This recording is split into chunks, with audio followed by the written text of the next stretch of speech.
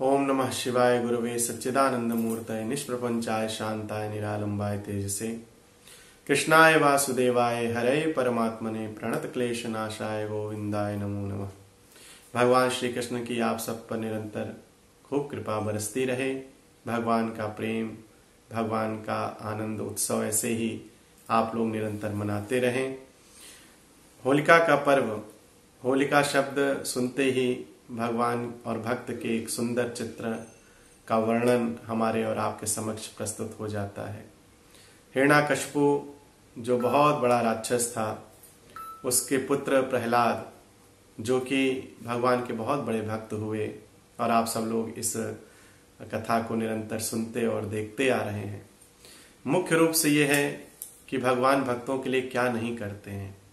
होलिका जो हिरण्याकश्यपु की बहन थी, जिसे वरदान प्राप्त था कि वह अग्नि से जल नहीं सकती, उसने भक्त प्रहलाद को हिरण्याकश्यपु के कहने से, क्योंकि हिरण्याकश्यपु ये चाहता था कि उसका पुत्र प्रहलाद हमेशा हिरण्याकश्यपु की जय जयकार करे।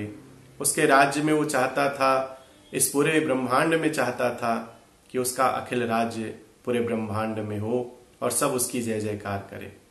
वो भगवान से भी बढ़कर अपने आप को इस लोक में प्रसिद्ध करना चाहता था। भगवान का बहुत बड़ा विरोधी था, लेकिन भगवान तो सबसे प्रेम करते हैं। ऐसे राक्षस संप्रदाय, ऐसे राक्षस कुल में भी भगवान भक्त प्रहलाद के लिए अवतार लेते हैं।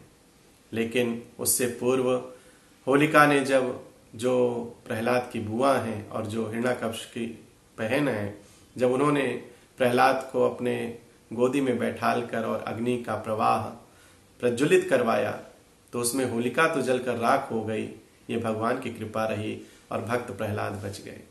ऐसे हमारे और आपके जीवन में जितने हमारे दोष हैं, पाप हैं, नाना प्रकार के हमारे कष्ट हैं, दुख हैं, दारिद्र हैं, जब हम होलिका जलाते हैं तो उस दिन वो सारे पाप होलिका के साथ जलकर राख हो जाते हैं और हम सब भक्तों पर भगवान की कृपा बरसती रहती है।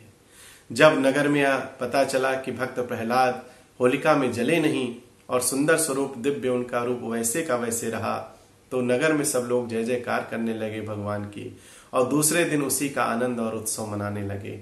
और इसीलिए होलिका दहन के दूसरे दिन हम लोग रंग गुलाल, अबीर आदि से, चंदन आदि से, पुष्पों की होली आदि से एक दूसरे से गले मिलते हैं, एक दूसरे से प्रेम करते हैं, एक दूसरे का उत्साह वर्धन करते हैं, आनंद करते हैं और भगवान के लिए यह गुणगान गाते हैं कि हे भगवान, हम सब पर भी उस भक्त प्रहलाद की तरह आपकी कृपा निरंतर बरसती रहे।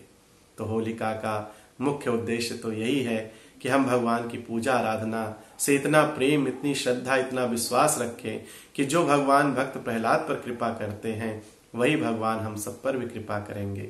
आप सभी को होली पर्व की ढेर सारी शुभकामना। साधना और ईश्वर के माध्यम से आप सब लोग जो इस पुण्य काल को मनाने जा रहे हैं, आप सबको निरंतर भगवान की कृपा प्राप्त होती रहे, और साधना और ईश्वर की तरफ से मेरी ओर से आप सबको ढेर सारी शुभकामना।